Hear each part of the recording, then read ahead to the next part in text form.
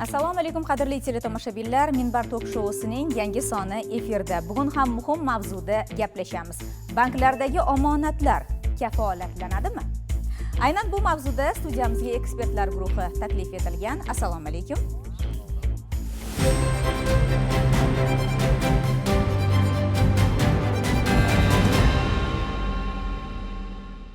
Banklardagi omonatlarni saqlash aholi orasida passiv daromad topishning eng ko'p tarqalgan, eng keng tarqalgan turlaridan biri. Albatta, bankka omonat qo'yilsa, bu banklar uchun ham foydali. Birinchidan, mijozlarni ko'payishiga sabab bo'ladi va eng asosiysi, bank qo'shimcha daromad topishi ham mumkin. Umuman olganda, xalq orasida shunday fikrlar bor. Omonatlarni, ya'ni pullarimizni bankka qo'ysak yaxshimikin yoki uyda tursa yaxshimikin degan fikrlar. Marhamat, sizdan eshitamiz. Xalq bankka ishonch bilan u mablag'ini qo'yadi, lekin savol tug'iladi, u kafolatlanganmi yo'qmi degan. Albatta kafolatlangan. Yaqinda yangi qonun qabul qilingan banklardagi omonatlarni himoya qilish kafolatlari to'g'risida. Oldin ham bo'lgan, lekin unda oldin fuqarolarni banklardagi omonatlarni himoyalash kafolatlari to'g'risidagi qonun bo'lgan, unda faqat fuqarolar omonatlar kafolatlangan. Endi hozir yangi qonunga asosan nafaqat fuqarolar, balki yakka tartibdagi tadbirkorlar, yuridik shaxslarning omonatlar kafolatlanyapti. Endi qayerda omonat saqlagan ma'qul degan savolingizga, albatta bankligi saqlagan ma'qul. Endi men o'zim shu bo'yicha mutaxassis bo'lganimdan keyin shunaqa deyapti deb o'ylamanglar. Haqiqatan ham banklarda o'zi maxsus litsenziyasi bor. Ularga litsenziya berilayotganda shu omonatni qabul qilish bo'yicha ham litsenziya beriladi. Ularda himoyalangan, kafolatlangan. Misol uchun hozir ko'pgina odamlar har xil piramidalarga ishonyapti. Unga ishonishmasdan bankka ishonch bildirgan ma'qul. Banklarga omonat qo'yish eng afzal tarafi bir nechta jihatida bor. Ya'ni eng birinchi navbatda xavfsizlik jihatdan. Jismoniy jihatdan ham xavfsiz, ya'ni uyda saqlagandan, ya'ni turgandan ko'ra bankda saqlagan. Ikkinchidan, ayrimlar o'ylashi mumkinki, bankda xavfsiz bo'lmay bankrot bo'lib qolsa, lekin bank barcha bir biznes tashkiloti sifatida qarasak, boshqa biznes tashkilotlar eng nazorat qilinadigan tashkilot bu bank hisoblanadi. Ya'ni bu tashkilot aynan yuridik va jismoniy shaxslarning pullarini jalb qilib, biznesga, aholiga kredit berishga mo'ljallangan. Ya'ni o'zini emas, asosan jalb qilingan mablag' hisobidan, ya'ni yuritadi. Shuning uchun ham nazorat kuchaytirilgan bu dunyoda hamma yerda. Ikkinchi jihatdan inflyatsiya, ya'ni narx-navoni oshib borgan sari pul qadri tushib boradi, ya'ni qadrsizlanib boradi. Shu qadrsizlanishdan oldini olish maqsadida bankka qo'ygan afzalki, inflyatsiyadan oshib, ya'ni balandroq depozitga qo'yilsa, ya'ni omonatga qo'yilsa, bu pulni qadrsizlanishini oldini olgan bo'ladi. Va uchinchidan qulay, ya'ni hozirda 36 ta bank bo'lsa, har birini o'zini mobil ilovalari bor. Istalgan vaqtda, istalgan omonatni olib, ishlatib, ya'ni qo'shimcha bo'lsa, yana qo'shimcha qo'yib borish mumkin. Bankka omonat qo'yish qanday amalga oshiriladi? Tartib qoidalari bormi buni? Va necha yoshdan necha yoshgacha fuqarolar bankka omonat qo'yishlari mumkin? Yosh jihatdan 16 yoshdan boshlab, ID karta olgandan boshlab bankka depozit qo'ysa bo'ladi. Uni ikki xil yo'lda amalga oshirsa bo'ladi. Yo avval ochilgan kartasi bo'lsa, ya'ni plastik kartasi yoki hisob raqam bo'lsa, mobil orqali ham depozit joylashtirsa bo'ladi. Yoki bankka xizmatlar ofis markazlari, filiallariga borib, bevosita pul olib borib yoki naqd pulda yoki plastik orqali naqdsiz shaklda ham joylashtirsa bo'ladi, o'ziga qulayligiga qarab. Omonatlar qanday foizlarda hisoblanadi? Shular haqida ham bir batafsilroq bilmoqchimiz, marhamat. Har bir bank o'zini omonat bo'yicha o'zini, ya'ni mahsulotlari bor. Ya'ni birinchi navbatda omonat har bir bank o'zini foiz siyosati, ya'ni depozit siyosatini o'zi belgilaydi. Ya'ni bank o'zi o'sha berilgan depozitlarning mahsulotlarini reklama qiladi, ya'ni o'sha omonat o'ziga u bank 20%, 25%. Undan tashqari, asosan foizdan tashqari shartlari bor. Minimal omonat miqdori bo'lishi mumkin, 1 million bo'lishi mumkin, 5 million bo'lishi mumkin. Undan tashqari, uni to'lov shakli, ya'ni foizlarni birdaniga to'lash olish mumkin yoki bo'lmasa omonat tugaganda olish mumkin. Ya'ni o'zini har bir depozit, ya'ni omonat mahsulotining o'zini shartlari bor. U har bir bank o'zinikini o'zi belgilaydi. Ya'ni umumiy anaqa yo'q. Har bir o'zini aniq summasi yo'q, demak har bitta bankda o'zini summalari bor. Rahmat. Shu o'rinda e'tiboringizni monitorga qaratamiz, bir lavhaga e'tibor qaratamiz. Ana undan so'ng fikrlarda davom etamiz. Marhamat. Banklardagi omonatlarni himoya qilish kafolatlari to'g'risidagi qonun kuchga kirdi. Endi kafolatlangan omonat miqdori bir bankda bir omonatchiga 200 million so'mni tashkil etadi. Lekin xavotirlanishga shoshilmang. Chunki bu yangi talab qonun kuchga kirgandan boshlab bankka qo'yilgan omonatlarga qo'llaniladi. Agar sizning banklarda yangi qonun kuchga kirgunga qadar qo'ygan omonatingiz bo'lsa, sizning omonatlaringiz miqdoridan qat'iy nazar to'liq kafolatlanadi. Endilikda faqat aholining emas, balki tadbirkorlik subyektlari, shu jumladan yakka tartibdagi tadbirkorlarning ham omonatlari kafolatlanadi. Shu o'rinda savol tug'iladi: omonatlarni kafolatlash va ularni ma'lum miqdorda kafolatlash nima uchun kerak? Birinchidan, bu omonatchilarni himoya qilish, ya'ni bank tugatilgan taqdirda omonatchilarga ularning mablag'larini qaytarib berish. Ikkinchidan, banklarni foiz stavkasi bilan emas, balki barqaror faoliyat bilan raqobatlashishga undaydi. Misol uchun, omonatdagi pullarim 200 million so'mdan oshsa, ular qanday kafolatlanadi? Kafolatlangan omonat miqdori 200 million so'm tashkil etgani degani, bankka undan ko'proq pul qo'yish mumkin emasligini anglatmaydi. Aksincha, pullarni bankda saqlash ularni uyda saqlashdan ancha xavfsiz va manfaatli. Omonatni bu miqdorda kafolatlash faqatgina bank tugatilgan taqdirdagina qo'llaniladi. Aks holda banklar omonatlar bo'yicha o'z majburiyatlarini shartnoma asosida bajaraveradi. Kompensatsiya to'lab berish muddatlariga ham to'xtalib o'tsak, yangi qonun qabul qilinguncha omonatlarni qaytarib berishni boshlash muddati 83 kunni tashkil etardi. Endi esa bu muddat 20 ish kuni tashkil etadi va bosqichma-bosqich 7 ish kuniga qisqartiriladi. Bu degani agentlik kompensatsiyani to'lab berishni boshlashi uchun unga eng uzog'i bilan 20 ish kuni beriladi. Zarur tadbirlar amalga oshirilgan taqdirda agentlik ushbu muddatdan ham oldin to'lab berishi mumkin. Agarda siz kompensatsiya to'lab berish uchun belgilangan muddat ichida o'z mablag'laringizni qaytarib olishga ulgurmagan bo'lsangiz, xavotir olmang. Siz o'z pullaringizni agentlikdan istalgan vaqtda qaytarib olishingiz mumkin bo'ladi. Xabarimiz bor, 2025-yil 18-fevral kuni prezidentimiz tomonidan banklardagi omonatlarni himoya qilish kafolatlari to'g'risidagi qonunga imzo chekildi va ushbu qonun 19-fevraldan kuchga kirdi. Unga asosan nima o'zgarishlar bo'lyapti? Unga asosan oldingi 2002-yil tashkil etilgan fuqarolar banklardagi omonatlarni kafolatlash fondi omonatlarni kafolatlash agentligiga aylanyapti. Oldingi fond nodavlat, notijorat tashkiloti bo'lgan bo'lsa, endi bu davlat agentligi sifatida qayta tashkil etilyapti negizida. Endi qonunga asosan oldin faqat jismoniy shaxslar himoyalangan, kafolatlangan bo'lsa omonatlari, endi hozir yakka tartib tadbirkorlar va yuridik shaxslarning omonatlari ham himoyalanyapti. Kafolatlash miqdori o'rnatilyapti, ya'ni 200 million so'm. 200 million so'm yuridik shaxslarga ham, jismoniy shaxslarga ham barchaga bir xil, bir bankdagi bitta omonatchiga shuncha to'lanadi. Muddatlariga kelsak, oldin bank tugatilayotgan davrda 2 oy mobaynida pullarini jamlab, omonatchilar reyestrini shakllantirib, keyin 2 oydan keyin to'lab puli yetmagan taqdirda fondga murojaat qilardi. Puli yetmagan qismini fond tomonidan qoplab beriladi. Endi qanaqa bo'lyapti? 25-yildan 20 kun ish kunida, 26-yil 1-yanvardan 15 ish kunida va 2027-yil 1-yanvardan boshlab 7 kun ish kunida agentlik tomonidan qoplab berilyapti.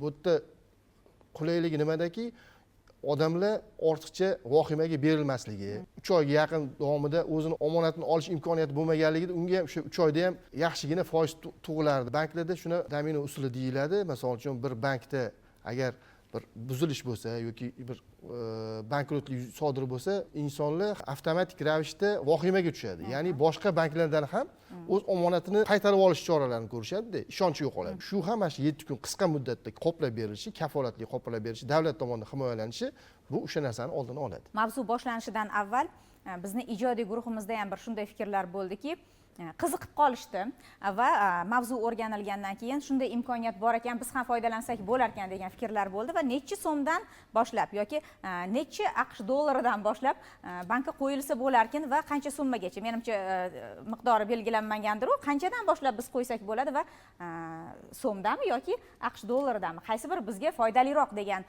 fikr bo'ldi va mana shu fikrga javob olishni istagan bo'lardim bugun. Har bir bank o'zini, ya'ni depozit mahsulotlarini o'zini qiladi, lekin ko'pchilik minimal cheklov yo'q, ya'ni 100 ming bo'ladimi, 50 ming bo'ladimi, farqi yo'q, uni ochursa bo'ladi. Ya'ni o'ziga qulay shartlarda, ya'ni muddatiga qo'shimcha mablag'lar kiritib bormasligiga qarab qilgan yaxshi. Undan tashqari xorijiy bilan milliy valyutada deganingiz, endi men o'zim milliy valyutadan taklif qilardim, chunki xorijiy bilan milliydan ko'ra milliyni foiz stavkalari yuqoriroq, ko'rsangiz. So'nggi yillarda milliy valyutani, ya'ni xorijiy valyutaga nisbatan qadrsizlanishi juda past, ya'ni unaqa yuqori emas. Ya'ni buni ham qo'shganingizda ham qadrsizlanishini ham hisobga olsangiz ham, lekin bunaqada ya'ni so'mda yutqizmaysiz. Lekin ikkalasida ham xolasa masalan kimdir yo'q, bargan valyutada ham qo'yish imkoniyati bor, so'mda ham qo'yish imkoniyati bor. Miqdor cheklanmagan, ya'ni minimal miqdor cheklanmagan, maksimal ham ko'plik cheklanmagan. Rahmat. Fikringiz avvalida aytdingizki, O'zbekistonda 36 ta bank faoliyat yuritadi va istalgan o'sha bankka murojaat qilish mumkin. Bugungi kunda bizni xalqimizni o'ylantiradigan bir fikrlar ham bor, ya'ni bugungi kunda chet eldagi bir banklarning filiallari O'zbekistonda ochildi va qaysidir ma'noda xalqimiz ishonsa bo'ladimikin degan fikrlari ham tug'ilishi tabiiyda. Umuman olganda qaysi bankni tavsiya qilgan bo'lardingiz omonat qo'yishga va eng asosiysi haqiqatda ishonsa bo'ladimi yoki yo'q? Chet el banklari O'zbekistonda ya'ni filial sifatida emas, ya'ni sho'ba bank sifatida yoki qo'shma bank sifatida ochadi. Ya'ni davlat ulushi mavjud banklar ham, xususiy banklar ham va chet el ishtirokidagi banklar hammasi ya'ni ishonchli, chunki hammasi Markaziy bank tomonidan nazorat qilinadi. Himoya qilish agentligiga a'zo bo'ladi, ya'ni majburiy har biri a'zo bo'ladi, har biri ishonchli. Uni alohida bu bank ishonchli deb aytib bo'lmaydi. Ya'ni hammasi agentligiga a'zo bo'ladi va hammasi Markaziy bank tomonidan nazorat qilinadi barqarorligi. Rahmat. Sizni gapingizga qo'shimcha qilsam bo'ladimi? Marhamat. Mijoz sifatida, men bank sohasida ishlamayman. Mijoz sifatida bizda shunday bir ayollar o'rtasida savol-javoblar ko'p bo'ladi. Pulni omonat qo'ygandan ko'ra tilla olib saqlagan ma'qulroq, chunki har qanday holat vaziyatda ham sotsang, qo'lingda xohlagan summang bo'ladi. Omonatni istagan vaqtda olish muammo. Uni kelishilgan vaqtda olishing kerak. Va qadrsizlanishi, ya'ni qaysidir zamonda kimlardir bankka pul qo'yib kuygan vaqtlar bo'lgan, zayom degan qimmatbaho qog'ozlarda bankrotlikka uchragan holatlari bo'lgan. Biz sinab ko'rmoqchi bo'ldik va 1-2 yil avval mana biz yashab turgan hududda mahallamizda yangi bank ochildi. HT Bank ochildi va juda ham reklamalarini hamma podyezdlar bo'ylab targ'ibot qilishdi. Qiziqdik va men aytdim, kelinglar, ishonchli bank emas, o'zim asosan ikkita firma rahbariman. Aziya Alyans va Sanoat qurilish banki mijoziman. Sanoat qurilish bankida 15 yildan ziyod mijozman, lekin juda ham qoniqarli yuridik shaxs sifatida. Endi jismoniy shaxs sifatida o'zimiz ishongan bank emas, aynan yangi bankni sinab ko'rmoqchi bo'ldik. Va arzimagan deymiz, endi kamroq summadagi pul bilan omonat qo'ydik. Omonatimizni 1 yilga qo'ydik, ikkita ayol dugona qo'ydik va 1 yilga e'tibormasimizdan, hali omonat qo'yganimizga yil bo'lmasdan bank faoliyatini to'xtatdi. Bizni plastik kartada ham pulimiz bor, omonatda ham pulimiz bor edi. Bizga xat keldi, ogohlantirish xati bilan murojaat qilishdi, qo'ng'iroq qilishdi va biz borib arizalarga qo'l qo'ydik. Adashmasam 15 yoki 20 kun ichida qishloq qurilish banki orqali bizning shotimizni, o'sha mablag'larimizni o'tkazib berishdi va u yoqdan omonatlarimizni ham berilgan summalari va foiz stavkalari bilan plastik kartadagi pullarimiz ham, plastik karta bekor bo'lgan bo'lsa ham naqd pul ko'rinishida yechib olishimiz mumkin bo'ldi va shundan keyin biz aytdikki, xususiy bank bo'ladimi, har qanday bankka ishonsak bo'lar ekan. Demak, qonunchiligimiz shunday bizni muhofaza qilibdiki, hech qanday bankrotlik holattiga uchramadik. Siz xotirjam bo'lishga yaxshi fikr aytdingiz.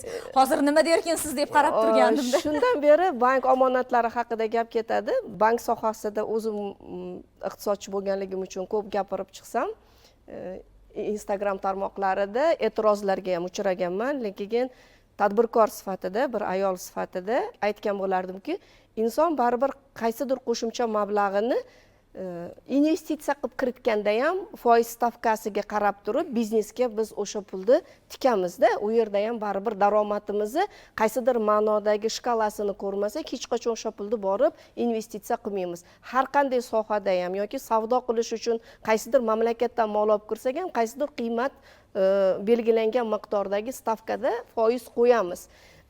Bu deganim halol yoki harom uchun emas. Agar siz haqiqatdan ham, men o'ylaymanki, bank sohasida bizani tushgan pullarimiz, tushuntirishga soddaroq tilda harakat qilaman, tushgan pullarimiz davlat tovar aylanmasida aylanib ko'paygani hisobiga foydadan bizga qisman sherikchilik asosida beriladi. Ekspertlar juda ham ajoyib bizga insaytlarni berishdi. Gapiradigan bo'lsak, masalada soatlab gapirsak bo'ladi. Moliya savodxonligi, xalqimizning moliyaviy barqarorligi, banklarning likvidligi, banklarning bugungi kundagi mijozlarga ko'rsatib berayotgan xizmatlari, mijoz tomonga qadam qo'yayotgan. Lekin menda ham o'sha bir hodisa bo'lganki, 2016-yilda ishim tushib, O'zbekistondagi banklardan bitta filialiga bordimda, avtokredit rasmiylashtirmoqchi edim. Boshlang'ich pulim bor edi va o'sha bankka borganimda hattoki bankni eshigidagi resepsiondagi qo'riqchilari hayron qoldi. Siz adashib kelmadingizmi? Yo, men shu maqsadda keldim deb, keyin o'sha departamentiga chiqarsam, ishonasizlarmi, o'sha paytda departamentda o'tirgan yigitlar kompyuter o'yinini o'ynab o'tiruvdi. Men hayron qoldim. Men shunaqa narsa bo'yicha murojaat etmoqchi edim deganimda, ular bir-biriga qarab bizda shunaqa narsa bormikan deb hayron ham qoldi. Keyin menga aytishdiki, 3 tomonlama shartnomani olib kelib berasiz dedi. Men o'sha avtosalonga borsam, avtosalon aytibdi, biz oxirgi marta 2002-yili o'sha paytdagi birinchi prezidentning topshirig'i bilan 3 tomonlama shartnoma qilib berganmiz. Hech qachon biz 3 tomonlama shartnoma qilib bermaymiz. Bugungi kunda banklar o'zgardi.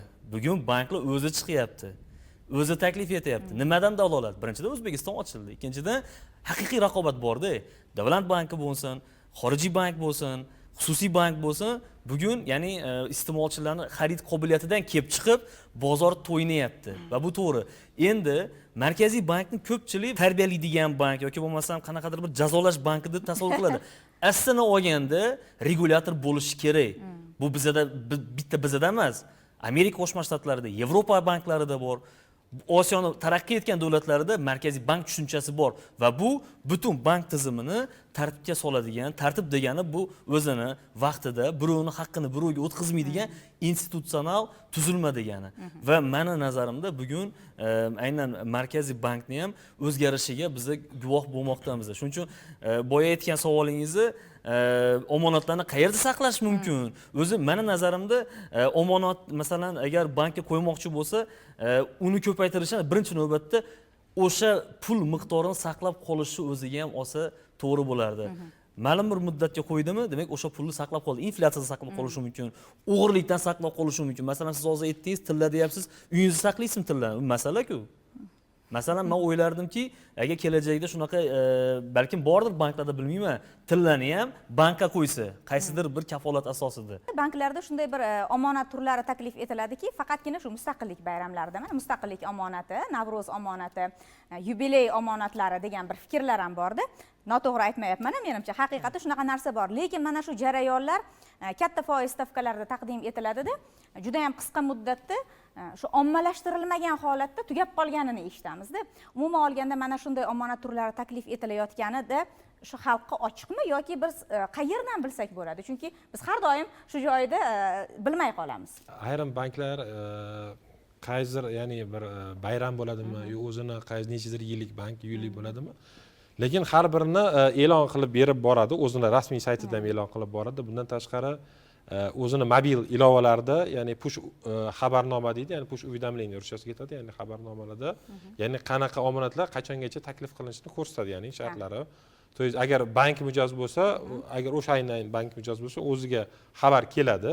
Agar boshqa bank mijoz bo'lmasa, uni rasmiy Telegram kanali bor, boshqa kanallar bor, ya'ni demak o'z mijozlari ijtimoiyda o'z mijozdan tashqari boshqalarga ommaga ham beraveradi. Ya'ni faqat birinchi navbatda mijozni ko'rib qolish ehtimoli katta, chunki bunda mobil qurilma bor. Unda Telegramga a'zo bo'lishdan yoki boshqa rasmiy kanallarga a'zo bo'lishdan qat'iy nazar unda ko'rish ehtimoli bor. Bundan tashqari Markaziy bank tomonidan yo'lga qo'yilgan bank xizmatlari uz portali ham bor. Ya'ni bank xizmatlari uz portali, ya'ni mijozlar uchun, jismoniy shaxslar uchun juda qulay qilingan. Ya'ni o'ziga kerak bo'lgan, ya'ni shartlarni tanlaysiz, masalan, muddatini, foizi, shundan baland bo'lishi kerak. Undan tashqari naqd xorijiy yoki bo'lmasa keyin qo'shimcha qilib bo'ladigan, keyin ya'ni filtrga berib, ya'ni shuni ko'rsatishsiz, ya'ni barcha omonatlarni ko'rsat, ya'ni agar shu bosilsa, ya'ni o'sha bankni u yoki bu veb sahifasiga o'tib, ya'ni omonatlar shartlari to'liq ko'rsatadi. Ya'ni bunga mijozlar qulay yaratilgan. Bugungi dastur qaysidir ma'noda yopiq sohani ochiq ko'rsatish, chunki bank sohasi har doim ham o'z sirlarini ochavermaydi-da, Salay aka. Buni bilamiz va men o'ylaymanki, bugungi dasturni ko'rgan insonlar shu pullarni qayerga yo'naltirishni o'rganishadi desak ham mubolag'a bo'lmaydi.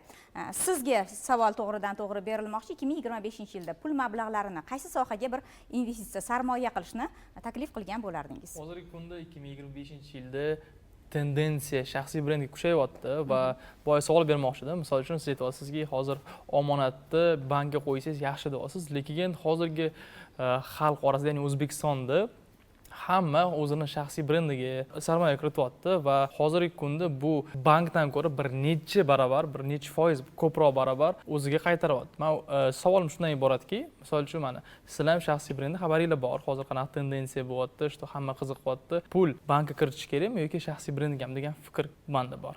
shaxsiy brend deganda endi nima nazarda tutasiz? Ya'ni odam Ijtimoiy tarmoqlarga o'zim Loyihalar taklif etiladi-da, yosh tadbirkorlar tomonidan. ochib beraman. Shaxsiy brend bo'yicha men o'zim mentor hisoblanaman. Bir necha yildan beri shu masalani shug'ullanaman. Bular savolni yoshlar nuqtai nazaridan qo'yyapti-da. Ya'ni shaxsiy brendiga degani, masalan, mana ro'paramda o'tirgan insonlar hammasi ekspert. Shaxsiy brend degani bu auditoriyaga ekspertni ekspertizasi bo'ldi.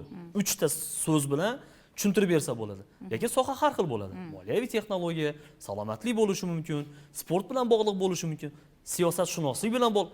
Ya'ni shaxsi brend darajasiga olib chiqishi, tanilgan darajaga olib chiqishi. Endi mana bularni misolida sizni savolingizga men javob berishga harakat qilaman. Qarang, shaxsiy brendga omonatni qo'ymoqchi bo'lgan ham, qo'ymoqchi bo'lmagan ham ishlashi kerak. O'qituvchiga ham bugun kerak, olimga ham kerak, biznes egasiga ham kerak. Qaysiki o'zini auditoriyasini birinchi topib, o'sha auditoriyaga qiymat berishi va ikkinchi darajada auditoriya unga qo'shimcha obro' va qo'shimcha mablag' olib kirganda. Lekin banklarga qo'yiladigan omonat shaxsiy brend hammaga ham kerak degani emas. Masalan, 60 ta oshgan insonlarga shaxsiy brend nima uchun kerak degan savol yoki bo'lmasa 40 ta oshgan odamlarga-da. Shuning uchun insonni kelib chiqib, ayrim insonlar jismoniy haligi mavjud narsalarga ishonishadi. Masalan, yosh katta odamlarga aynan pul miqdorida bank omonatini qo'ysin va shu miqdorni ko'payganini ko'rib, qaysidir ehtiyojiga qaytarib olsin. Sizni holatingizda bugun O'zbekistonimizda agar har bir ishbilarmon yoki olim yoki ijtimoiy sohada ishlayotgan inson o'zini shaxsiy brendi bilan, o'zini nutqi, yetkazib bera olish san'ati yoki bo'lmasam tashqi ko'rinishi bilan monand bo'ladigan bo'lsa, bu hammaga foydali. Buni masalan bankdagi qo'yilmalarga mutlaqo solishtirib bo'lmaydigan narsa. Meni nazarimda bugun savol o'rinli bo'lardiki, agar biza jismoniy pulga tavakkal qilaylikmi yoki bo'lmasam web pullarga, ya'ni virtual pullarga stavka qo'ysa ishonchlimi yoki naqd pullarga, jismoniy pullarga? Mana bu juda katta retorik savol. Nimagaki bugun O'zbekiston dunyoga ochilar ekan, 21-asrda buni hozir mana ko'p kompaniya, ko'p transmilliy korporatsiyalarda ko'ryapmiz. Virtual pullar bilan ham bordi keldini amalga oshiryapti. Qonunchilik palatasidan vakilimiz o'tiribdi. Mana bularga shu savolni bersak, menimcha to'g'ri bo'ladi. Marhamat. 2002-yilda qabul qilingan qonun edi. Fuqarolarni banklardagi omonatlarini kafolatlash to'g'risida. 2002-yilda chiqarilgan qonun Jahon banki ekspertlarini xulosasiga asosan 16 ta tamoyildan atiga 2 ta tamoyil bizda to'liq ishlayotgan ekan. Shuning uchun ekspertlarni, mutaxassislarni fikrini olib, biz Qonunchilik palatasi deputatlari, qonun tashabbuskorlari, tadbirkorlar o'rtasida muhokama bu qonunga o'zgartirishlar kiritish taklifi bo'lib tushgandan keyin biz o'zimiz shu ko'rdikki, bugungi kunda bizni mamlakatimizdagi banklarga ham bu qonun tezroq jalb qilish kerak. Bu qonunda to'g'risi bir qancha o'zgartirishlar kiritildi. Tahririy o'zgartirishlar, to'liq o'zgartirishlar kiritildi qonunga. Sababi bu yerda faqat omonatchilarni emas, balki banklarni majburiyatini ham oshirish. Agar bank o'zini majburiyatlarini bajarmasa, Markaziy bank tomonidan ularga jarimalar qo'llanishi, sanksiyalar qo'llanishigacha qonunda o'zgartirish kiritildi. Fuqarolarni omonatlarini kafolatlash to'g'risida. O'zi nomi fuqarolar, faqat jismoniy shaxslarning o'ziniki edi. 2002-yilda chiqqan qonun. Bugungi 2025-yilda chiqarilgan qonun banklardagi omonatlarni kafolatlash to'g'risida. Bu endi yakka tadbirkorlar ham kirish mumkin, yuridik shaxslar ham kirish mumkin, jismoniy shaxslarning omonatlari ham kafolatlanish, kafolat. Biz o'ylaymizki, bugungi kunda mamlakatimizda banklarni moliyaviy holati barqaror deb xotirjam aytsak bo'laveradi. Omonat ya'ni depozitlarga mablag' joylashtirish bu passiv daromad deyildi. Kimdir boshqa yo'l bilan hali aytganlaridek tilla shu jihatdan bir narsani o'ylash kerakki, ya'ni pul zarur bo'lganda uni pul ko'rinishiga olib keladi. Ya'ni tilla bo'ladimi, mashina bo'ladimi, kimdir uyga tikadimi, uni pul shakliga, to есть kelganda qisqa muddatda yo'qotishlarsizni o'ylash kerak. Ya'ni shuncha yig'ilgan daromad, ya'ni o'sha payt aynan zarur bo'lgan payt tillani narxi bo'ladimi, uy narxi bo'ladimi, mashina narxi tushganda u yana qisqa muddatda sotganda, ya'ni sotuvchi bo'lmaganda arzonroq sotganda undan ham yo'qotadi. Ya'ni bu yerda likvidlik, ya'ni o'sha yig'ilayotgan jamg'armani qanchalik naqd pulda ekanligiga bog'liq. Ya'ni bu jihatdan bankka depozit qo'yish 100% bu yerda afzal deb bilaman. Bundan tashqari brend yaratish bo'yicha ham investitsiya qilish mumkin, lekin bu bankka depozit qo'yilashtirish bu birinchidan xavfsiz. Ya'ni yerda ikkinchidan passiv daromad, hech qanaqa o'sha odamdan qanaqadir mashaqqat talab qilmaydi, ya'ni bor ishlamaydi. Mehnat qilmasdan turib qo'ydi, bank uni o'rniga uni boshqaradi. Ya'ni buni u odam depozit qo'yib boshqa qilib xavotir oladigan joy emas. Ikkinchidan shaxsiy brendga kiritish, masalan, yoki bo'lmasa boshqa shaklda kiritish, u hali oqlaydimi, oqlamasligini ham o'ylab ko'rish kerak. Bu yerda ya'ni bank depozitga qo'yyaptimi, ya'ni 100% shu omonatni kafolatlab depozitingni, undan tashqari unga hisoblangan foizlarni ma'lum muddatda ko'paytirib beraman degan narsa. Marhamat. Bu yigitimiz yoshda, yosh jihatini ham hisobga olaylikda. Bizda chiroyli bir naql bor. Investitsiya bu bilim. Eng katta pulni deydi investitsiya qilib bilimga kiradi, ya'ni shaxsingni rivojlantirish uchun degan gap so'z bor. Haqiqatdan ham biz mayda bolachamiz hali hayotni tushunmasidan pachimuchka deymiz, olib boramiz qo'shimcha to'garaklarga 3 yosh, 5 yoshdan biz pul tikishni boshlaymizda. Yigitimiz ham qaysidir ma'noda o'rinli savol berdi deb o'ylayman. Bu yosh jihatidan, lekin yoshi katta bo'lgan sari pul masalasi, ya'ni investitsiya kimdir uy oladi, ijaraga beradi. Buni tanlovlari juda ham har xilda. Kimdir haqiqatdan bankrotlik holatiga tayyor bo'lib turib biznesga tikishi mumkin. Men aytgan bo'lardimki, hozir mahallalarda yuramiz, xotin-qizlarda ichida ajrim holatlarida yoki ota-onasi o'lgandan keyin meros masalalarida pul, mulk bo'lishi juda ham janjallar ko'p. Men tavsiya bergan bo'lardim, hozir banklardagi nima deydi, xotirjamlikda, ya'ni kafolatlarni hisobga olib, o'sha ota-onalar merosini yoki ota-onalar o'sha farzandiga atagan qaysidir qiymat pullarini bank omonat qilib qo'ysada, hech qanday muammosiz o'ziga kerakli vaqtda shaxsiy brendi uchun sarflaydimi yoki uy joyi uchun sarflaydimi yoki yana qaysidir bir xarajatlari uchun ishlatishi qulay deb hisoblagan bo'lardim. Bu shaxsan o'zimning tanlovim, chunki menda ham farzand bor, menda ham kelin bor, baribir ertaga oilada begonani bolasi uyingizga kirgandan keyin o'zingizni farzandlaringiz o'rtasida ham kerak bo'lsa raqobat boshlanishi bu yashirin holat emas. Biz hammasi yaxshi deganimiz bilan, xohlasak, xohlamasak farzandlarimiz ota-ona teng ko'rgani bilan, moliyaviy siz bir xil boqqaningiz bilan kelajakda ularda qaysidir ma'noda baland pastliklari bor. Mana shu holatlarga ota-ona yamoqchi bo'ladi-da, qaysidir farzandini qaysidir holatiga ko'proq foyda ko'rish uchun, tiklanish uchun pul ajratsa, qaysidir kichkinasiga hali umrim yetmay qoladi. Bu mendan keyin nima qilar ekan degan qo'rquvlari bo'ladi. Mana shunday holatlarda menimcha omonatlardan foydalanish eng qulay uslub deb o'ylayman. Shaxsiy brend degan joyda o'zimni bo'lgan kesim bitta tadbirkor chiqyapti-da, bundan oldin Xitoy bilan hamkorlikda O'zbekistonda mobil telefonlar ishlab chiqarish bilan ishini boshlagan, lekin ularga ham taklif bo'lganki, shaxsiy brendingizni Instagramda ko'proq targ'ibot qiling va auditoriyani olib olasiz. Lekin juda ko'p pul sarfladilar ular. Bitta intervyular ham qildi, bitta postlar ham qildi, lekin obunachisi ham ko'paygani yo'q va undan naf ham ko'rgani yo'q. Nimaga? Birinchidan qaranglar. Shaxsiy brendni rivojlantirishda yordam beradigan o'sha SMM xizmatlari ular strategiyani shunaqa qo'yadiki, oldiga qo'ygan masala chiroylikkina o'sha nimani prosmotrga olib chiqish, lekin ular shunda qilmaydi, ya'ni qanaqadir mablag' evaziga. Lekin uni qaytish qatnashligiga insonning o'ziga bog'liq. Shaxsiy brend bir kunda bitta odam bilan yaratilmaydi. Uni tarixi, qadriyati va kelajagida har doim o'zini ustida ishlashi bilan va atrofdagi auditoriyaga nima berishi bilan. O'shaning uchun ham bankka qo'yadigan sarmoya bilan buni mutlaqo tenglashtirib bo'lmaydi. Bu samolyot bilan kema bilan farq degan narsa. Shuning uchun bankka qo'yadigan odam aniq biladi. Men jismoniy pulimni bankka qo'yaman va ma'lum muddatda qaysidir foizda yoki bo'lmasa qaysi ko'rinishda qaytarib olish kafolati bo'ladi. Lekin shaxsiy brendga kelganda inson o'ziga kafolat berish kerak. O'z ustida ishlasa, albatta 1000 karra ko'proq oladi. Bankdan ham ko'p oladi kerak bo'lsa. Sizda haqiqatda yaxshi fikrni aytdingiz.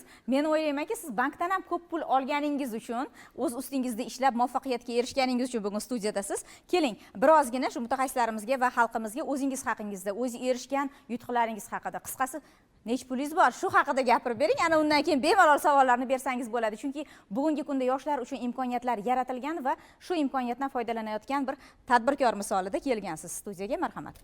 Bizi asosiy O'zbekiston bozorida yagona agentство shaxsiy brendlarga va bizneslarga 1 million prosmotr, ya'ni aynan sifatli 1 million prosmotr kafolat bera olamiz. Mana misol uchun aytayotdilarki, Xitoy bilan hamkorlik qilishdi va bir necha post qo'yishdi, bir necha podkast qo'yishdi va hech o'xshamadi. Конечно, bu tabiiy narsa. Nimaga? Chunki o'zi umumiy hisobda O'zbekistonda shaxsiy brend va digital marketing strategiyalari sal boshqacha bo'ladi dunyoda solishtirsangiz. Demak, bizning mintaqamizda o'zgacha, butunlay farq qiladi. Da, odamlar o'ylaydiki, yo'q, odamlar o'ylaydiki, bitta post qo'ysam yoki 5 ta, 10 ta post qo'ysam, qancha ko'p post qo'ysam, million prosmotr uraman yoki katta prosmotr ura olaman deydi, lekin asosiy shaxsiy brend 3 ta jihatdan quriladi. Bu ekspertlik, asosiysi bizning mijozlarimiz o'zini sohasida mutaxassis bo'lgan insonlarni biz tanlaymiz. Bu ekspertlik birinchi o'rinda. Ikkinchisi bu odamlarga ekspertlikdan ko'ra shaxsiyat qiziq, odamni shaxsiyati va uchinchisi hayot tarzi. Shu 3 ta taraflama biz asosiysi shaxsiy brendlarni yurg'izamiz va har bitta loyihamizda biz aytayotganimizda 1 million prosmotr, ya'ni aynan sifatli, hech qanaqa trendlasiz, hech qanaqa bachkanalasiz, o'zini mutaxassisligini olib chiqqan holatda biz kafolat bera olamiz. Savol bersam maylimi? Siz kafolat beryapsiz, u target bilanmi? Yo'q. Reklamasiz, bizning tilimizda bu organika deyiladi. Reklamasiz 1 million prosmotr biz butun O'zbekiston bo'yicha kafolat bera olamiz. Qanaqa soha bo'lishidan qaramasdan biz 1 million prosmotr kafolat bera olamiz. Yaxshi prosmotr o'zini yo'li bilan, lekin o'sha ko'rayotgan, tomosha qilayotgan auditoriya nechtasi xarid qobiliyati bor. Shuning uchun biz boya urg'u berib ketdim, shaxsiy tajribasini, ya'ni ekspertlikka olib chiqqan holatda odamlar potensial, ya'ni maqsadli auditoriya faqat ularni ko'radi. Bularning ishi, men qoralash niyatim yo'q. Ajoyib, men o'zim ham shu texnologiyadan foydalanaman. Lekin aytmoqchi bo'lganim, shaxsiy brend deganda bu odamning ekspertizasi, ya'ni hayotini qiziqligi, bu masalan ko'pincha o'sha show biznes vakillariga yoki bo'lmasa qanaqadir influenserlarga taalluqli bo'lishi mumkin. Lekin ekspert nuqtai nazaridan olganda, tor doirani olib qaraganda, o'sha tor doiradagi ekspert o'zini ekspertizasini aynan yo o'zini xizmatini ko'rsatgandan marja olishi mumkin yoki bo'lmasam qaysidir loyihalarga kirishi bilan yoki loyihaga taalluqli bo'lishi bilan. Lekin men nazarimda bugun bu narsaga segmentga aralashtirish to'g'ri emas deb o'ylayman. Lekin yoshlar uchun qaysidir ma'noda bular yoshlar uchun muhim. Investitsiya kiritishni jozibadorligini. Bugun haqiqatda bu sohaga umuman aloqasi yo'q bo'lsa ham, lekin pulni to'g'ri yo'naltirishni o'rgatadiganlar ham kerakda. Sizga nech pul taklif qilinadi? Masalan, 1 million prosmotr, demak 1 million insonni qamrab oldingiz, kerakli nuqtaga yo'naltirildi. Haqiqatda o'zingizning tajribangizda shu pul miqdori oshganini sezganmisiz? O'zi necha yoshdasiz siz? 21 yoshda. 21, hali yosh bola, hali yoshlarda. Bugungi kunda bir sohani egallab, boshqa insonlarning ham muvaffaqiyatiga sabab bo'layapsiz. O'zingiz sezayapsizmi? Ha, albatta, chunki biz orqali insonlarning savdolari oshyapti. Shaxsiy brend bu nafaqat savdoni oshishi, balki bu networkingda. Hozirgi paytda misol uchun odamlar shaxsiy brendini o'zini ko'tarib, boshqa muvaffaqiyatli insonlar bilan oldi berdilasiz tanishyapti. Ya'ni shu muvaffaqiyatli insonlar o'zi kelishyapti, chunki bu bizni ko'tarayotgan insonimiz o'z sohasida ekspert bo'lgan sababli, biz uni to'g'ri yoritib berganimiz sababli odamlar o'zi bunga murojaat qilib, iltimos so'rab, xizmatini sotib olishyapti.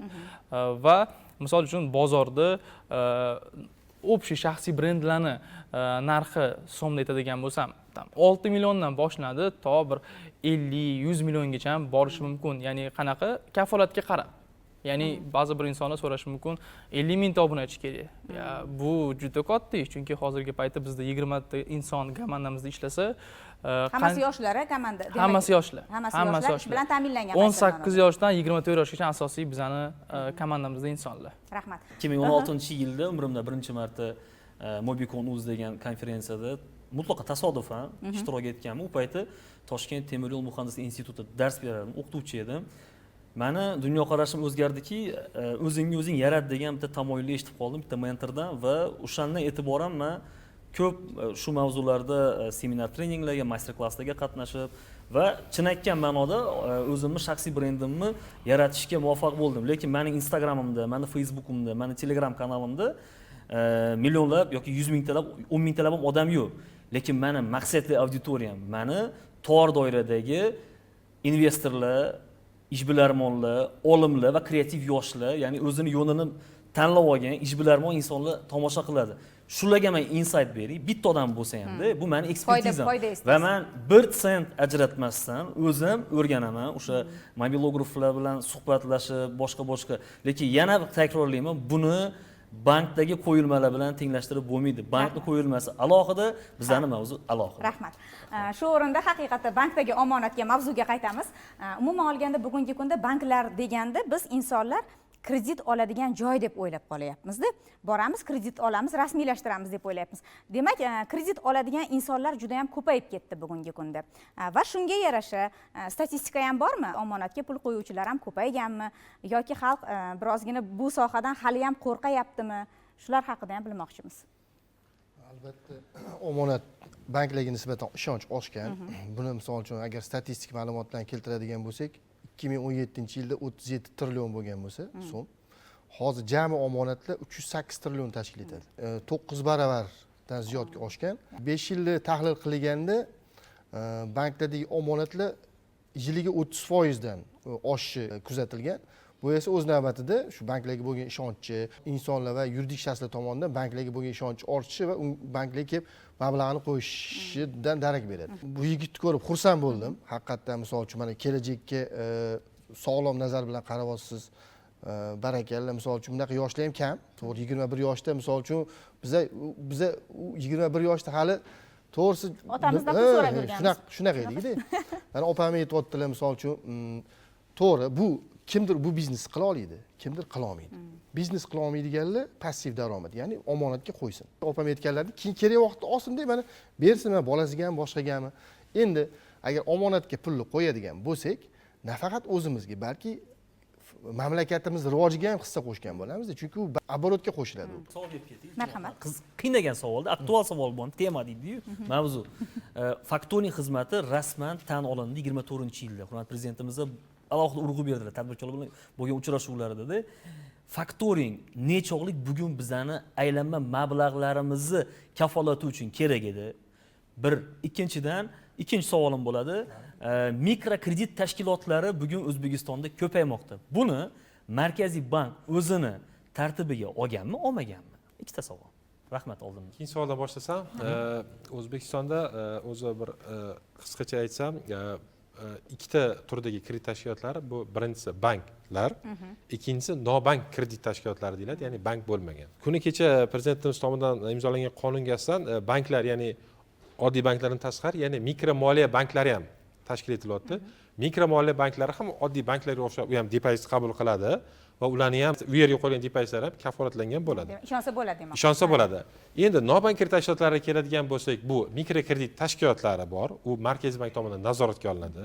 Bundan tashqari lombardlar bor, ya'ni tilla yoki bo'lmasa ko'char mulklarni kredit beradigan. Bundan tashqari ipotekani qayta moliyalashtirish tashkiloti bor, ya'ni ipoteka bozoriga resurslarni beradigandan tashqari. Biz mana Oliy Majlis Qonunchilik palatasida faktoring to'g'risidagi qonun yangi ishlab chiqildi. Kerak edi bizga. Bugungi kunda mana jahon tajribasini o'rgangan bo'lsak, 0.02% tashkil qilar ekan biz O'zbekistonda faktoring xizmati. Juda kamda bu. Endi boshqa jahon bankini ekspertlarini xulosalarini yoki bo'lmasa ularning statistikani ko'radigan bo'lsak, 0.01% tashkil qilar ekan faktoring xizmati biz O'zbekistonda. Endi shunda mana 16-dekabr kuni banklar bo'yicha yig'ilish qilganlarida shunaqangi topshiriq beriladi. Har bitta bank o'zini qoshida faktoring tashkiloti ochadi. Deyilgan deb topshiriq berganlardan keyin biz Oliy Majlis Qonunchilik palatasiga tashabbuskor Markaziy bank tomonidan faktoring to'g'risidagi qonunni yangi tahrirda ko'rib chiqish bo'yicha qonun loyihasi kirib keldi. biz uni deputatlar tomonidan o'rganib uni turli bir hozirgi kundagi bozor yo'nalishlarini qo'ydikda faktoring to'g'risida qonunga yangi o'zgartirish kiritildi. Endi faktoring oldilikda faktoring tashkilotida faqat banklar faktoring amaliyotlarini bajaradi xolos. Bugungi faktoring to'g'risidagi qonunda mikrokredit tashkilotlari ham, alohida faktoring tashkilotlari ham, tijorat banklari ham bu faoliyat bilan shug'ullanadigan bo'lishdi. Bunga albatta o'sha Markaziy bank tomonidan alohida nazorat qilinishi, ularga alohida litsenziyalarni berilishi, shu faoliyat bilan shug'ullanishga juda katta imkoniyat bo'ldi. Faktoring mahsulot yetkazib beruvchi, masalan, firma bor, ya'ni yoki bo'lmasa o'zi ishlab chiqaradi yoki bo'lmasa olib berib, masalan, do'konlarga sotadi yoki katta ulgurjilarga sotadi. Ulgurjiga odatda biznesda bilasizki, tovar yuklangandan keyin, ya'ni unga to'lash vaqti ketadi, ya'ni uni sotish kerak, sotganda pul tushishi kerak, bundan keyin shu oradagi uzilish muddat kutib qoladi ko'pincha. Masalan, kutib qoladi 90 kunda. Unga qo'shimcha, ya'ni ish haq to'lash kerak, soliq to'lash kerak, bundan tashqari gaz, svet, kommunal tovarlar to'lash kerak. O'shanda ya'ni kassadagi uzilishlar deganda, ya'ni termin bor, ya'ni bu naqd pulda uzilishlar. O'sha naqd pulda ya'ni pul tushumi uzilib qolganda shu narsa qo'layki, uni 90 kunga kutmasdan turib, ya'ni to'lab berishni 90 kunga kutmasdan turib, bankka yoki bo'lmasa faktoring tashkilotiga, mikrokredit tashkilotiga boradi. Ana shu 100 million so'mlik mahsulotimni jo'natdim. Shu jo'natganimni menga moliyalashtirib bera olaysanmi deydi. Ha deydi, 90 masalan oradagi diskont, ya'ni summasi deyiladi, ya'ni 100 millionni 1% olib qolib 99 million senga beraman, undan 100 millionni o'zim olaman. Ya'ni debitorlik qarzini, ya'ni mijoz debitorlik qarzini sotib olish bilan bog'liq moliyalashtirish hisoblanadi. Rahmat. Shu o'rinda e'tiboringizni monitorga qaratamiz va undan so'ng fikrlarda davom etamiz. Marhamat. Savol: hozirda bankda 200 milliondan ortiq omonatim bor deylik. Riskdan himoyalanish uchun uning bir qismini boshqa bankka o'tkazishim zarurmi? Hozirda bunga zarurat mavjud emas, sababi amaldagi qonunchilikka muvofiq banklardagi omonatlar to'liq miqdorda kafolatlangan. Mazkur yangi qonun kuchga kirgandan so'ng esa u kuchga kirgunga qadar bankka joylashtirilgan jismoniy shaxslarning barcha omonatlari summasidan qat'iy nazar to'liq miqdorda kafolatlanadi. Savol: agar 200 million so'mdan ko'proq omonat joylashtirsam va bank litsenziyasi chaqirib olinsa, pullarimning qolgan qismi shunchaki kuyib ketadimi?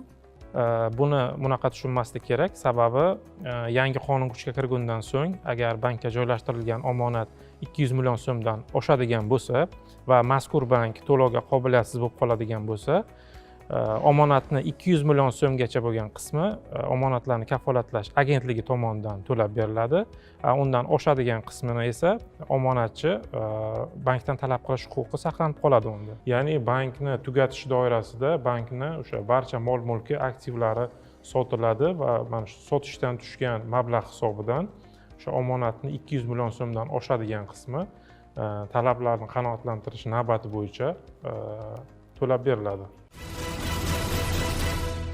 Bu kabi yangi imkoniyatlarni xalqqa yaqindan yetkazish uchun menimcha targ'ibot tadbirlarini ham birozgina kuchaytirish kerak. Umuman olganda bankka omonat qo'yilganida o'sha qancha muddatga qo'yiladi va muddat tugagandan so'ng biz bankka shunday borib hamma pulni naqd shaklda o'sha kuni olib keta olamizmi degan fikrlar ham menim o'ylaymanki ko'pchilik xalqimizni qiziqtiradi. Marhamat. Summa, ya'ni qo'yilgan miqdor u masalan cheklanmagan, ya'ni istalgan masalan muddatga o'zi qo'yish mumkin. Depozit masalan 12 oylik depozit bo'lsa, o'ziga ma'qul bo'lsa 12 oyga joylashtirish mumkin, 2 yil ya'ni 24 oy bo'lsa 24 oyga joylashtirish mumkin va muddat kelgandan keyin foizlar bilan birgalikda olishi mumkin. Ya'ni o'zi foiz ham shartlari belgilanadi, ya'ni o'ziga qulay shartlarda naqd yoki naqdsiz sifatida ko'rinishda olib ketishi mumkin. Keyinchalik yana qo'shimcha aytaman, ya'ni haligi videodan qo'shimcha ravishda aytaman. 200 milliondan oshgan qismini qo'ysam bo'ladi, ha qo'ysa bo'ladi. U masalan 200 million so'mgachasini agentlik to'lab bergan tashqari, qolgan qismini ya'ni bankdan talab qilish olish huquqi saqlanib qoladi. Ya'ni bank tugatilayotganda, ya'ni barcha mol-mulklar sotilganda ustuvorlik, ya'ni ruschasi aytganda prioritet deyiladi, ya'ni ustuvorlik omonatchilar, ya'ni birinchi navbatda unga tikkan aksionerlar bor, uni qimmatli qozon olgan boshqalar bor, lekin ustuvorlik bargan birinchi navbatda omonatchilar olib ketadi. Ya'ni risk deyarli yo'qotish riski nolga teng desak ham bo'ladi. Rahmat. shunday chet el banklarini faoliyatini kuzatganimizda shaxsini sir saqlagan holatda bankka omonatlar qo'yiladida. Bizda ham shunday holat mavjudmi? Va agarda shunday holat mavjud bo'lsa, o'sha inson shunday holat bo'lib vafot etib qolsa, u sir oshkor etilib merosxo'rlariga, farzandlariga taqdim etiladimi yoki o'sha omonat bankning hisobiga o'tib ketadimi? Endi bu narsa to'g'ri, ko'p berilgan savollardan bittasi, ya'ni sir saqlanish jihatdan O'zbekiston Respublikasi bank siri to'g'risida qonun bor, ya'ni bankni ya'ni mijozini o'ziga shaxsiga doir ma'lumotlari, uni hisob raqamda qancha mablag'lar, bu barchasi bank siri hisoblanadi, ya'ni uchinchi shaxslarga oshkor etilmaydi, ya'ni qonun talabi bilan oshkor etilmaydi. Endi Xudo ko'rsatmasin, ya'ni Issiqjon olamdan o'tib qolsa, ya'ni meros ishi ochilganda, ya'ni bankka kelsa, o'sha meros ishi bo'yicha merosxo'rga bank unga o'tkazib beradi. Ya'ni hech qachon bankka hisobiga o'tib ketib qolmaydi. Farzandlari dadasi, onasi bankka omonat qo'yganidan bexabar bo'lsa, u inson vafot etganligi haqida bankka qandaydir bir fikrlar olib kelinmasa nima bo'ladi? U bo'yicha zapros bersa bo'ladi, ya'ni zapros berib, ya'ni so'rov berib, so'rovda agar haqiqatan meros ichi bo'lib, mana shu odamdan men anaqaman, shunga mablag'i bormi degan ma'noda bo'ladigan bo'lsa, ya'ni hali u bank yopilmagan, u haqida bilmaydi. O'sha holatda bersa, unda agar o'sha haqiqatan merosxo'r dokumentalniy, ya'ni hujjat bo'yicha to'g'ri bo'ladigan bo'lsa, unda unga qaytariladi. U bankda hisob raqam ochilmagan bo'lsa, ma'lumot unda shot unaqa hisob raqam ochiq emas degan ma'no. Chunki u o'lgan odam nomidan ish yurityapti, unda o'sha aytganimdek, haqiqatan o'sha meros ishi ochilgan bo'lsa, merosxo'r tan olingan bo'lsa, o'sha hujjat bilan murojaat qilsa, bankda bank siri ochiladi. Bank siri ochiladi, ya'ni unga beriladi, ya'ni u merosxo'rning egasi sifatida. Lekin 100 yil o'tadimi, 200 yil o'tib ketadimi, uni merosi hech qachon bankka o'tmaydi. Marhamat. Marhamat. Ko'p mana o'zimga ham Facebookdan, ijtimoiy tarmoqlarda shunaqa bir gap so'zlar, xatlar keladi. Uzrsiz bezda quvonmiz, biza mash davlatdan sizni mash qarindoshingiz yoki familiyadoshingiz katta miqdorda standart haligi shablondagi gaplar-ku bular. Meros qoldiribdi. Iltimos bizga aloqaga chiqing, ma'lumotlaringizni bering. Biza siz bilan shu merosni bo'lishamiz. Biza o'zi advokatmiz. 1% yoki qanaqadir 5% ga o'tirgan odamimiz qolganda sizga bekam-aka o'zi yetkazib beraman. Odamlarning ko'pchiligi bunga uchib, o'zining ma'lumotini berib, pul ham qolgani bo'ldi, sudlashgani ham bo'ldi va boshqa haligi bullingga ham, haligi bosimga ham uchraganlari bo'ldi-da. Bugun qonunchilik nuqtai nazaridan olganda Markaziy bankni regulyativ o'sha tartibga solish mexanizmidan kelib chiqqanda qanchalik kafolatlangan bu narsaga? Endi firibgarlik haqida gapiradigan bo'lsa, to'g'ri, dunyoda hozir faqat O'zbekistonda emas, dunyoda, ya'ni moliyaviy texnologiyalar, informatsion axborot texnologiyalari rivojlangan sari, ya'ni kiber firibgarlar, telefon firibgarlari ko'payib borgan, ya'ni qandaydir bir anaqa, ya'ni o'ziga jalb qiladigan bir nimadirlarni aytib yoki bo'lmasa, ya'ni qiladi. Unaqa narsaga ko'pincha endi Markaziy bank tomonidan kiber hujumlarga va shunaqa firibgarlikka qarshi CBU cert tashkil qilingan, ya'ni shu sohada, ya'ni Markaziy bank shubhali tranzaksiyalarni bo'ladigan bo'lsa muzlatish bo'yicha qilingan. Bundan tashqari moliyaviy savodxonlik, ya'ni ayniqsa raqamli savodxonlik, ya'ni kartani ishlatish, mobil qurilmani ishlatish, o'zini pin kodini, ya'ni plastik bank kartasini birovga saqlamaslik, ya'ni SMS kelsa uni boshqa firibgarga oshkor qilmaslik, ya'ni bo'yicha ham qator ishlar bor. Bundan tashqari yana ayrimlar aytadi, moliyaviy piramidalar deydi, ya'ni qisqa muddatda juda bir katta miqdordagi daromadni, ya'ni va'da qiladigan, anaqalagan uchmaslikka aytgan bo'lardim. Demak, mana shu moliyaviy piramidalar omonatni bir shakli emas. Emas. Ya'ni ular bu ayrim turdagi firibgarlarni o'ylab topgan nayranglariki, shu narsa yuqori qilaman. Ular ko'pincha bank depozit demaydi, boshqa demaydi, investitsiya kiriting deydi, boshqa qiling deydi. Unaqalar yana ayniqsa setivoy marketing deydi, ya'ni tarmoqli marketing ishga yo'lga tutadiki, ikkita odam yana olib kelib, u yana pul tiksangiz, u yana sizdan ko'proq bo'lib, ya'ni tuzoq kattalashib, ya'ni o'lja kattalashib boradi. Ya'ni shunaqa narsalarga, ya'ni uni ko'pincha belgilar, ya'ni signallardan biri bu birinchidan yuqori qisqa muddatda ancha yuqori bank depozitlari masalan 20% atrofida desangiz, bu 50%, 60% juda yuqori stavkada, ya'ni qisqa muddatda boy bo'lib ketasiz. Bundan tashqari firibgarlarda ichki joyda masalan qarindoshingiz yo'q, aniq bilasiz, lekin unchalik ishontirgandan aytadiki, falonchida ya'ni firibgarlik qilib ya'ni odamni ko'pchilik ya'ni qaytarib yuboradi, lekin ayrim kimdirlar sodda odamlar borki shunaqa tushib qolishi mumkin. Unga endi kompleks qilib ularni savodxonligini oshirish bo'yicha bir qator ishlar amalga oshirib boriladi. Bitta savolim bor. Marhamat. Hozirgi paytda 2024-yildan 2025-yil boshidan hozir trading degan soha juda kuchayib ketdi va bizning yoshlarimizning muammosi nima? Ular investitsiya jihatdan bu sohani ko'rishyapti va 100 minglab, million dollarliklab yo'qotishyapti O'zbekistonda yosh avlodlari. Savolim shundan iboratki, qanday qilib biz mana shu ko'rsatuvda ularni odamlarning ko'zini ocha olamizki, investitsiya bankka qilish kerak, chunki millionlab dollarlar pul yo'qotilyapti, o'zbek xalqi pullari.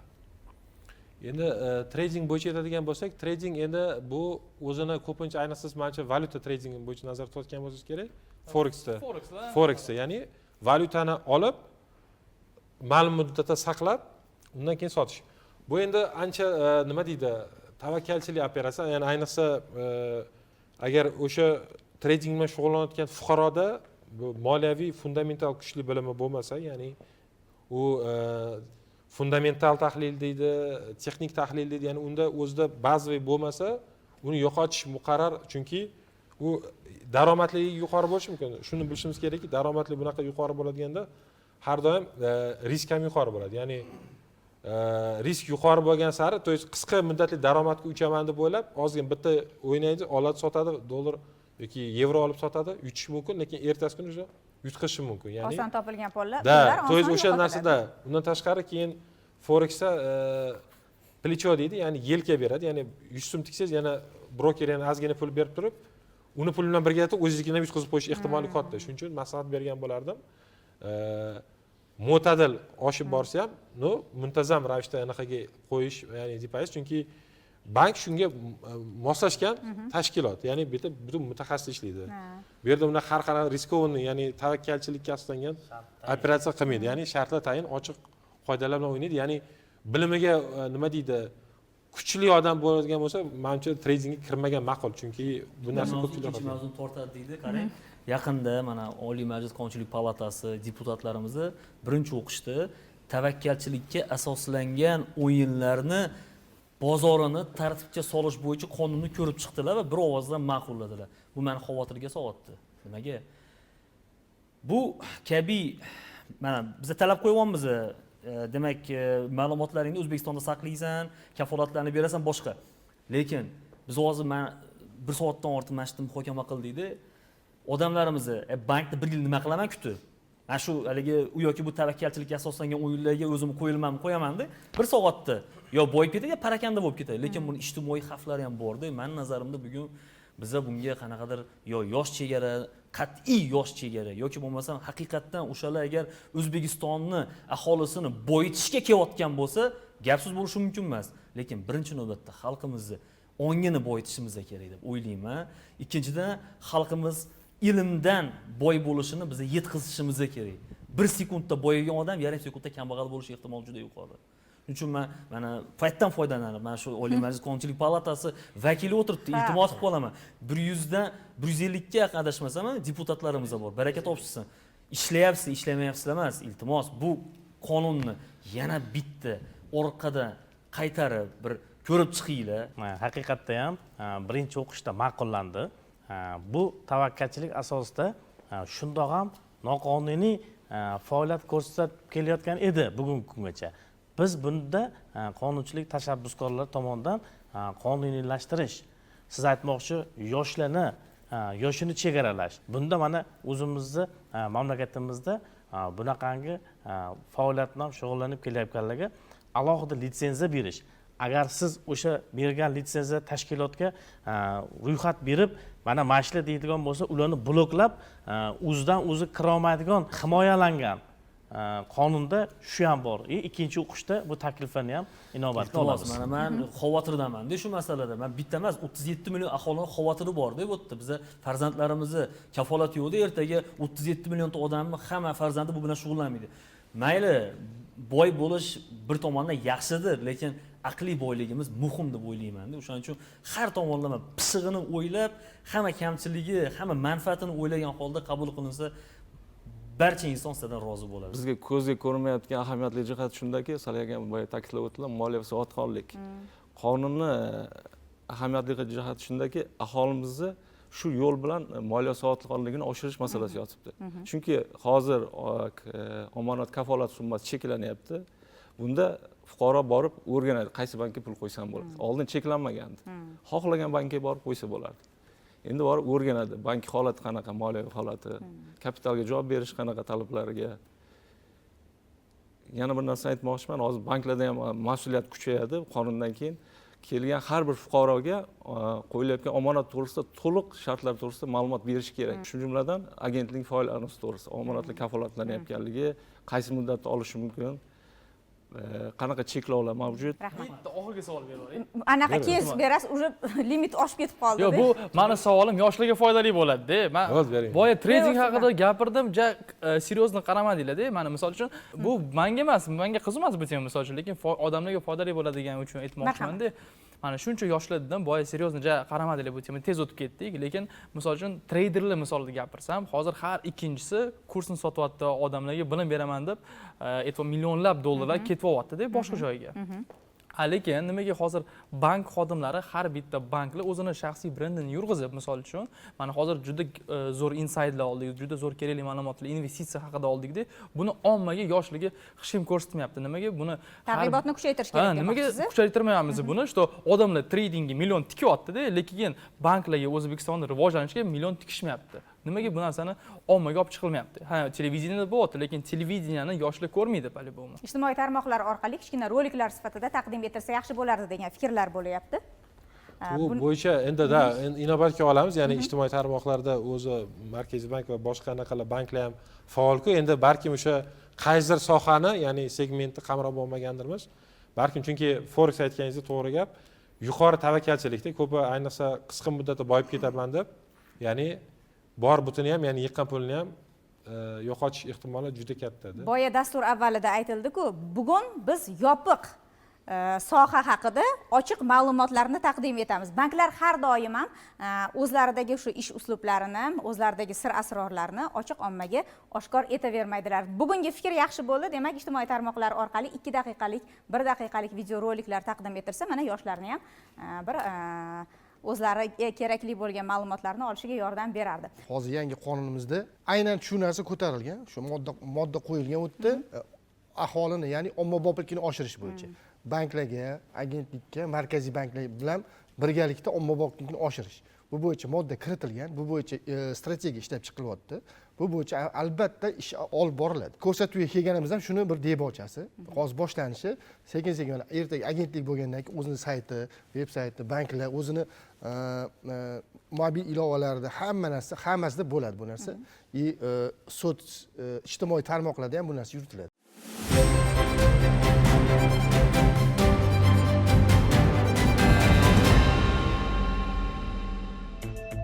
Qadrli teletomoshabinlar, shuning bilan Minbar Tok shousining navbatdagi soni o'z nihoyasiga yetdi. Yana muhim mavzularda uchrashguncha omon bo'ling.